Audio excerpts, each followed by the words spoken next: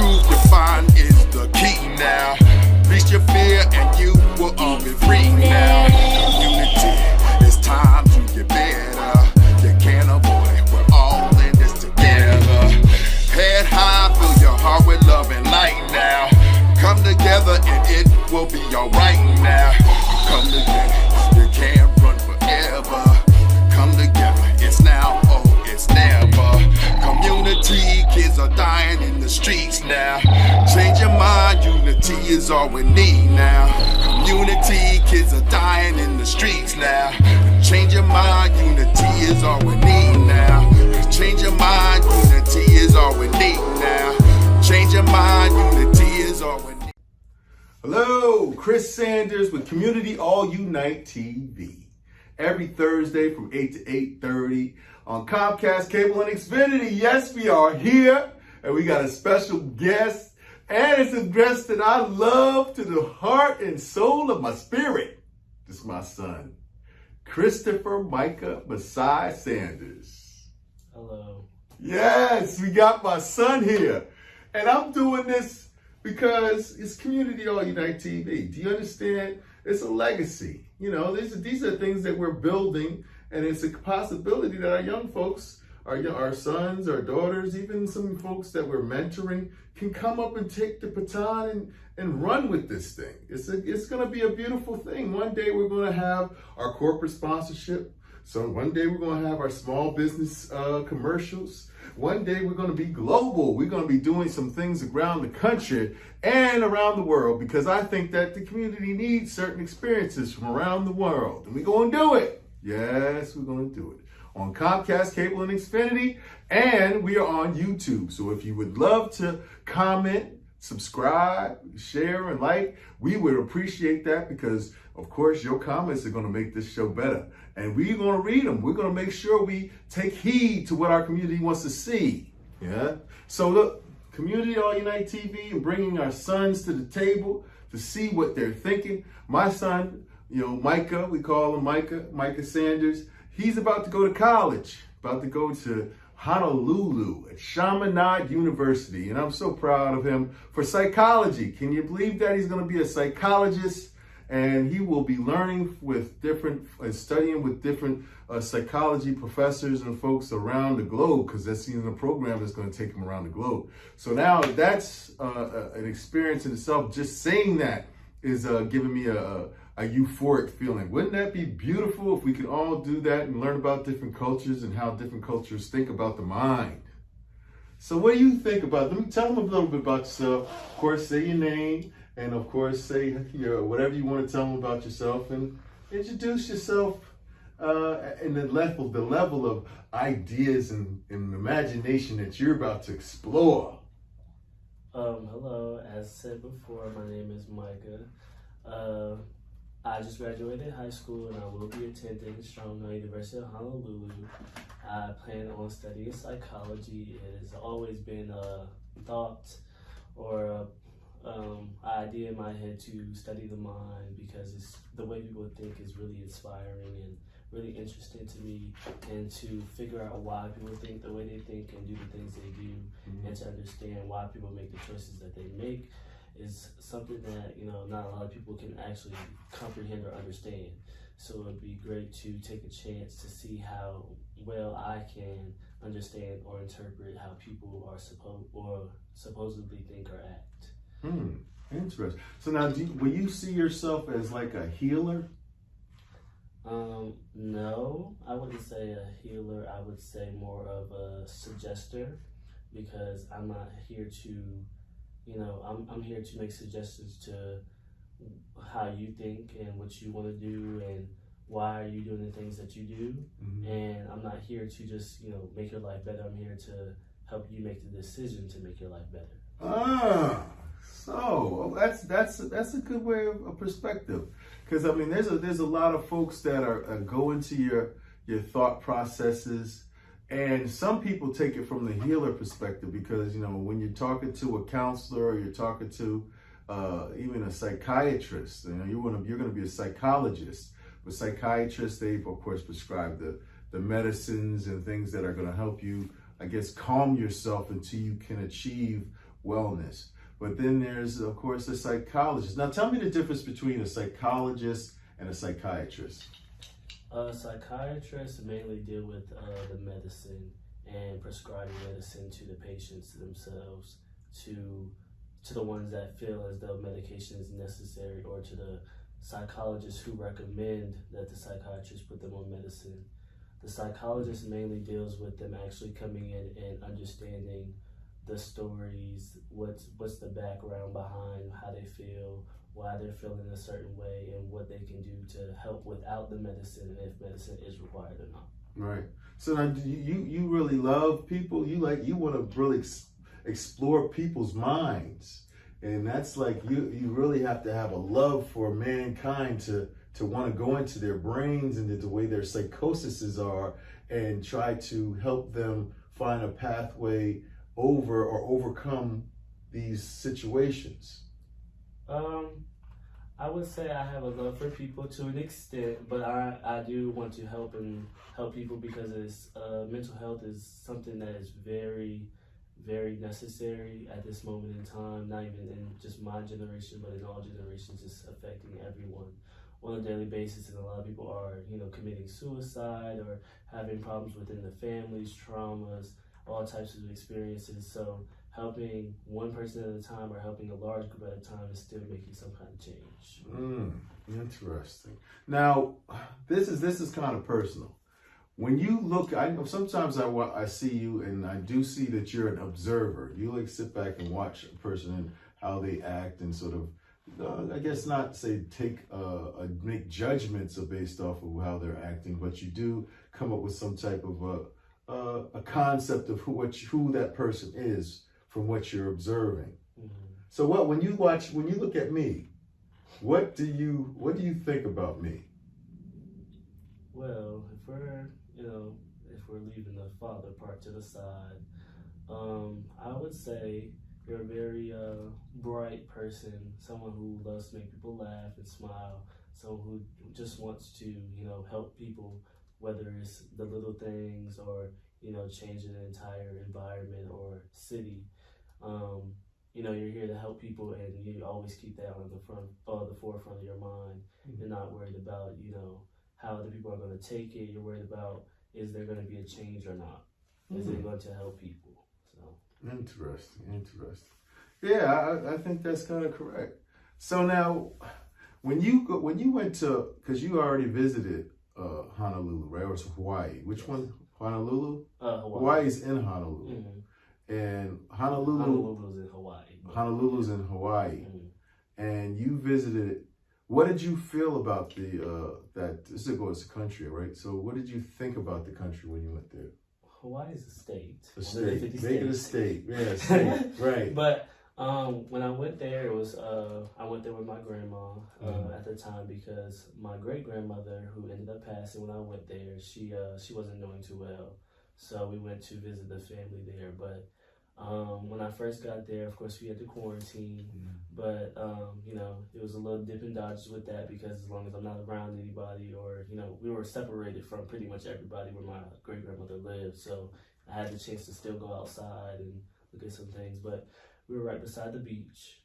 You could just walk around the corner, and the beach was right there. And it was such an amazing experience to see, the difference between, Virginia and New Jersey and all the states here and an island. How it's so separate, and the things that you can do compared to on the mainland, which they would call it the mainland, is over here, and Hawaii would be where they are. Mm-hmm. The prices of everything, what's not available. You can't get milk for $2 in Hawaii. Milk is $9, $8 over there. So they don't have the option to get everything or have the necessary items that they can always just go and get, and it's always going to cost more. Bags cost 50 cents at every store. You have to, unless you bring your own. So it was an amazing experience to see all the beautiful sights. I got to go up a mountain with my cousin, and we went all the way to the top, climbed the mountain, and it was just an amazing sight to see. You don't get to see that here. Mm-hmm. It's not something you can just be like, oh, let me go. No, this is here. You can say, oh, I can go up the mountain today. I can just walk. walk there, or I can just go to the beach, not have to drive to the beach. So. So what's the most beautiful thing you saw when you were there? I would say the plants. Personally, I don't really like plants usually because I don't like the bugs. I've never been a real bug person, but how the plants, grow and the beauty that it shows on the island, because you can have little grass here and grass there over here, or you can even have some really beautiful flowers, some roses, some tulips, all types of things. But over there, you can't say, oh, there's hibiscus flowers here. You can't say that in New Jersey or Virginia. So the beauty of what it can become is very, very captivating. Now, at one point, you wanted to study, I think you wanted to study, was it reptiles at one point? No, I wanted to be a veterinarian at one point. Yeah. So with that, mine changed over time. Of course, I'm still interested in the topic, but I'm going to an island where marine biology is a big thing. We're surrounded by water. There's all types of creatures, and most of the ocean already isn't explored.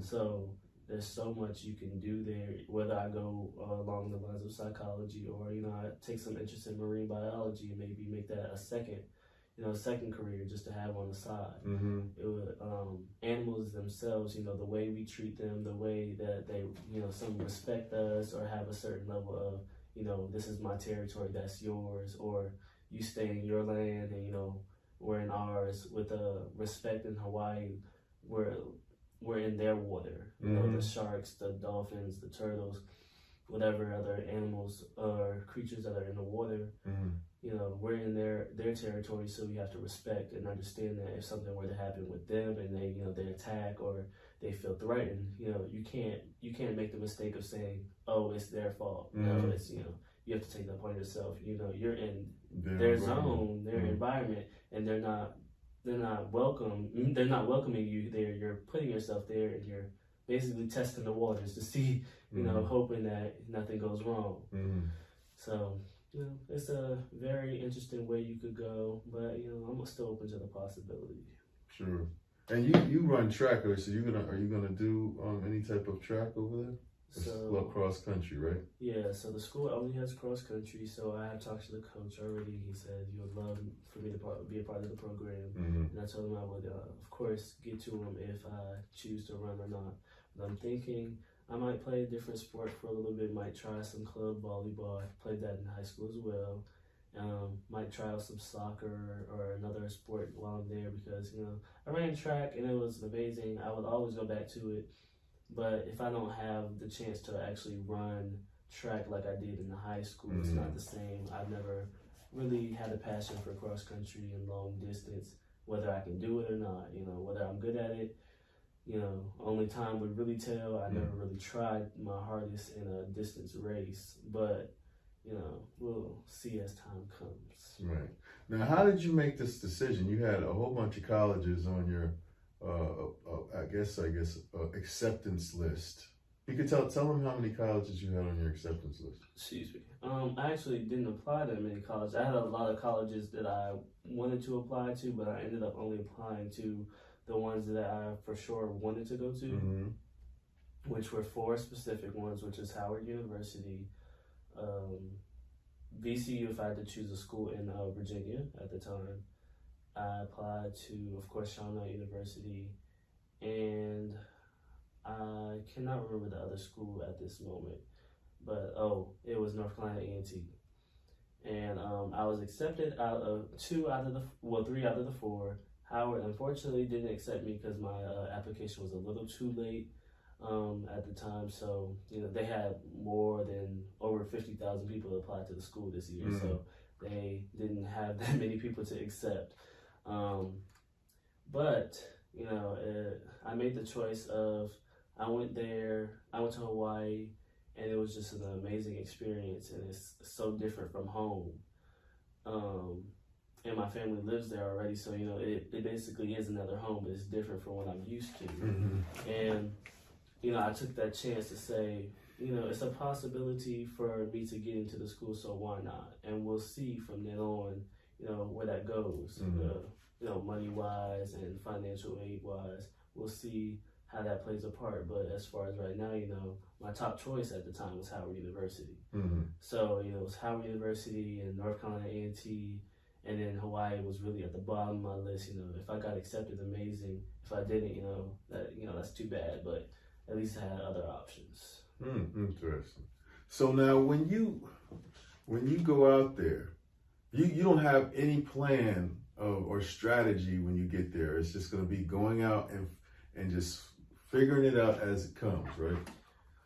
To an extent, yes. I do have family about 45 minutes away. So, if I need to call somebody, they're always there. I don't have my immediate family there, but, I still have some family there. My main plan is to really go out there and enjoy as much as I can, absorb as much information as I can to be able to further my success in my career, and just, take some opportunities, take some chances, try new things. I'm away from home. I need to explore myself, see who I can become or who I want to be. So that's really my main goal. Right. Now, you happen to be very smart. Schools always come easy for you, and you don't have to really, you put your time in. You do work hard at it, but then at the same time, it's not the same level of effort that other folks do it because it comes kind of easy for you, right? Yes. How are you going to switch up? You said that you're going to switch up when you get to college. How are you going to make? It's not a habit that you've became accustomed to? Yes, that is absolutely true. Probably elementary school was the only time I really tried in school. I made sure I had all A's. And at the time, the grade average was higher, so like a 92 wasn't an A. It was still a B. Yeah. So at the time, I had one B and it was a 92, and that was a big thing for me in elementary school. I was like, oh my gosh, I can't. So at this level, if it was this time, I would have had all A's throughout the entire time. Middle school is where it kind of took a turn for me because my classes weren't. I wasn't at any disadvantage in my classes. They weren't hard for me at all. So it was like, did I have to try? I didn't really have to try to pass a class. And that's when I got my first C. And that's when I realized you might not be doing what you're supposed to be doing. You might want to start doing better and making sure you at least have your average grades of A's and B's if you're going to do anything not try your best. So I had to get that back in order. My teachers started talking to my parents and things like that, and I'm like, okay, now it's time to put in a little bit more effort, and I got my grades together. Same with high school. My grades, I came into high school with a 4.31, I think. Yeah, I believe it. No, 4.34, I believe. And my second year of high school, I ended up with a 4.1. And that changed a lot. I'm like, okay, you can obviously see I'm not trying. So, and then when I went to my 11th grade year, it turned into a 3.97, and I was just like, that's never where I wanted to be. I've never been below a 4.0 before. So I had to change my mindset up. I finished off this year with a 4.15. So when I get to high school, it's not just about getting that basic time in, or you have to make sure you're paying for school now. You don't have a choice to put in this effort. But I really want to see what I'm capable of when I try my best. So once I get that mindset there, I don't want to let it disappear or dissipate. I want it to stay. You should always try your best, not give half effort just because you can. Right. And so you were elected, prom king. How did that happen? I wasn't really sure. We had a couple people running, and I was skeptical about running at first because I feel as though I'm not as known as people believe me to be. I don't feel like a lot of people will talk to me or know me usually, so it's just like, I'm going to run to see what happens, but if I don't win, I'm not going to be upset. And one of my closest friends named Kalen, I went to middle school with him as well. He was also running, and I know he's a lot more known than me, and he plays basketball. the basketball players, they get this, they get that, and I run track, and of course, you know, the track team was a big thing at my school. So the track and basketball team, those are two really big sports teams. So I'm like, you know, if he wins, I'm not upset. If I win, you know, he's not going to be upset. We're good friends. But when getting voted, my teacher, Miss G, my favorite teacher, she was our senior sponsor. She told me that I was the lead, and I was a little confused. I was like, really? You know, I was surprised to think that people know who I was or know who I am. And, you know, and then I started to realize that I might have a little bit more following than I believed to I started to check my social medias to see, you know, who's following me. A lot of people from my school follow me that I didn't even know. Right. You know, and me being a part of the student mentor program at my school, a lot of the younger kids or the freshmen, the sophomores that I had in my group, they were following me, and they were trying to convince, you know, the other seniors to vote for me, and the other kids to, like, you know, even though they couldn't vote for, you know, prom king because they weren't seniors, you know, they're trying to get the word out. Oh yeah, vote for him because of this, vote for him because of that. So it was just, you know, connections that I didn't even know I had. Right. So as prom king, what do you have to do? There's no specific responsibilities. You know, you go to the prom, of course, you show up, you sit in the chair, take the pictures. But I think, you know, it's just the way you carry yourself afterwards. You know, not saying carry yourself as a king, but you should always do that. But you know, you got the chance to become prom king, and don't let anybody be able to take that from you. Don't let anybody be able to say, you know, somebody else would have run, but they didn't, and they didn't win. So, you know, taking a chance to be like, oh, you did this, you made this accomplishment based on your own merit. So it's uplifting, actually. Yeah, it made you a little more confident. Yeah, it's confidence has always been a hard thing for me. So it's like, you know, to realize people actually do, you know, find me in some way a good person or good enough to, so to be able to vote for it, was like, okay, you know, I might have to stop putting myself down so much and start realizing, uplifting myself, and not just hearing what other people have to say, but, you know, listening and actually comprehending what people are saying, the positive things about me, you know, take that into account for myself. Yeah. Now, you also graduated with highest honors. How did that make you feel? You know, it was good because I was going to get highest honors regardless, because my GPA was still high enough to get me highest honors. But it seemed I never wanted to be, you know, below the standard or just graduate regular. Nothing's wrong with that.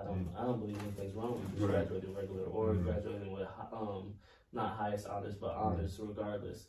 I just believe, you know, I set a higher standard for myself. I don't want to be like everybody else. I don't want to be a part of the normal, the group. So having myself in the highest honors and me be a part of a group that there wasn't so many of us, you know, and being an African American male, you really want to set yourself apart from everybody else. You want to give yourself as many advantages as you can because you already have so many disadvantages. So. Interesting. So now, you were also a team captain on your track team, or was?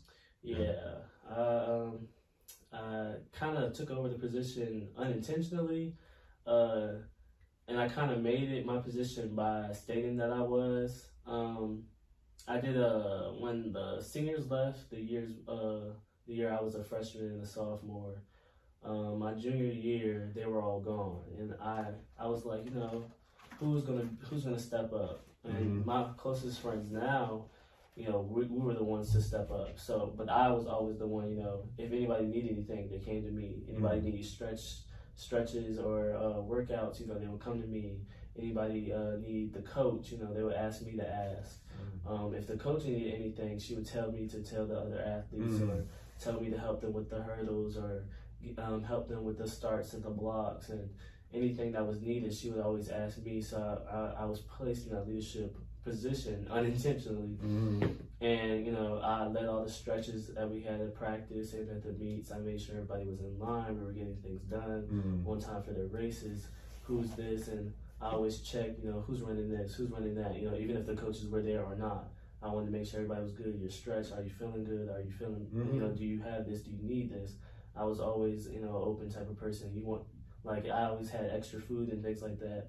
Oh, can I have some? You know, I never want people to go without. Right. So, you know, I was always there to help. And then with the younger kids that came, you know, 6th, 7th, 8th graders, I ended up being a coach basically to them during the indoor season, my 11th grade year. And this past year, you know, we came back into track, and then now they call me Coach Chris, which is my first name. So, you know, anything they needed, baton exchanges, regular running, I would give them little workouts, and my coach would tell me, you know, go over there and help them with what they need. And I was just, given that position, I was just so proud of them seeing what they did and what they accomplished after, you know, my little bit of help, my little bit of talking. It was, you know, I would record the videos of them running and be so happy. And I've always been a big supporter of my team, so I'm yelling and screaming, and kids are doing their best and seeing amazing things that, you know, I thought I was just doing a little bit, but to them it was a lot. So now, as far as what was the thing that I was just about to? As far as this the acting classes, you took some acting and modeling program. What was that called? Barbizon? Barbizon, yes. And so what did that do to your self-esteem? I walked in there with little to none, and I walked out with a lot more than I thought I would. The experience at first, I thought, you know, it's just a whole bunch of information. What am I really going to get out of this? Am I paying for it for no reason, or am I going here for actual help? And modeling was something new to me. I took a couple pictures, professional pictures, and I was like, maybe, you know, I might give this a chance. I viewed myself in a different way when I saw those pictures. I saw something that I never thought I would see in myself. And showing that, you know, my African skin is beautiful. You know, my hair, you know, what can I use to show people who I am, and what do I represent? Who am I? Who am I representing? Am I representing myself, or am I representing somebody else? So after taking the classes of modeling, the walking, why are you walking? Who are you trying to walk for? You know, who are you targeting? What are you trying to portray? What are you trying to show? What do you have? What are you wearing? You know, there's so many different little details that can change your entire perspective of one person. So, you know, even with the acting classes, I've never had to take acting classes, but I've always viewed myself as being able to act, just never taking a chance to actually pursue it, because, you know, I never really had a big thing with acting. It was just like, you know, I can lie a little bit, like, you know, I can play a part. You know, I did plays at the church and things like that, so it was easy for me to, you know, just jump in with the acting. But with that, it was different. You know, I had to learn lines and memorize and do commercials, do little skits with people I didn't know. You know, and with people you don't know how they're gonna act, react, what they're gonna do. So having to study and read them and be able to portray the same energy on the screen and off the screen, you know, just to, you know, make connections, you know, just getting to know who the other person is. It was an amazing experience to be able to, you know, connect. And just even a little commercial, you know, having to memorize and being in front of a whole class. You know, I don't have stage fright, but I get kind of nervous sometimes and, you know, trip over my words in front of a group of people that I'm not used to. So, you know, getting in front of them, having to look them in their faces, having to speak up. You always have to speak up, enunciate your voice, and use your words. Not the same regular vocabulary, but try to expand, you know. So it was very different, but I learned, you know, I'm more than what I believed I was. And having to turn over a new leaf to understand, you know, you're not just this small little person. You know, you may believe that you're this small little person on the earth and whatever, but, you know, I'm a lot bigger. I'm a lot bigger, and I can become a lot bigger, and I can make myself into someone who can be as big as the world, you know. So, you know, understanding yourself, I believe that class was all about understanding who you are and who you want to become and why you are the way you are. So interesting. Yeah, because I've always said to you that I thought that you were going to be doing many great things. Because I also saw that you had this intellectual prowess. You analyze things. You had a curiosity, and you do. You not saying it comes easy for you, but it also you have to have a sensibility. Sometimes I look at you and I do see you, have a maturity that's way above your age. So now, as far as any type of responsibility, if I want to say, if we leave something in your hands, we know that you're going to be responsible and not let us down. So that's a good thing. So I know we're running out of time. We're at 30 minutes. So I want to thank you for your time. Now, one other thing before we go. You have always been grounded in your spirituality or your religion. Now, is there anything that you want to say about that and how that's brought you to the level of where you are? Oh, absolutely. From a young age, I was raised in a Baptist church. Since the age of 5, I was baptized at the age of 5. And at that time, I proclaimed to want to be a preacher when I grew up. And I wanted to have my own church and, teach people who God was. I was really deep into it when I was younger. I'm still deep into it now, but I'm able to learn easier and better now because I have a bigger mind. I'm able to comprehend more. But growing up, it was just like, it was more, I had to, but when now that I'm older, I choose to. I choose to learn. I choose to still involve myself. So my mom, she's now the assistant pastor of our church. My grandma, deaconess. My grandpa's a deacon. My grandma's an usher. My Angie has a leadership role in the church as well. I have a leadership role in the church and had multiple, I always deal with different things in the church, but it has always helped me to grow and understand who God is and who God was and what He's done for me and my family and my life. I ask for help all the time. I have to get on my knees, it's just so much that I've asked for, and everything that I ask for, it happens. It's not. It doesn't have to be in my time. It's in His time. And anytime I feel like I'm down, I can always go to Him, and I can always go to my mom or my pastor because I know that they know who He is and how He can help me, and how I know that I have that faith and that trust in Him, just like somebody. And from any religion, they have the same trust in whoever they're following as well, or any other faith. They trust and believe that is the truth. So being raised in that way, I believe that's my truth, the truth that I've been raised to believe, and I thank my mother, my aunts, my grandma, everybody for it, because they led me in a direction that not a lot of people are able to go in this generation. Just like, oh, do I have to believe in God, or do I have to believe in something? You can choose to, and I'm going to encourage you to, believe. I'm not going to make you believe what I believe, but I will, tell you about it. And if you choose to believe it, you do. And if you don't, at least you knew, or at least you heard from me. Whether you're atheist, you don't believe in anything, or you can be from a different religion. You might switch over, you might convert, and things like that.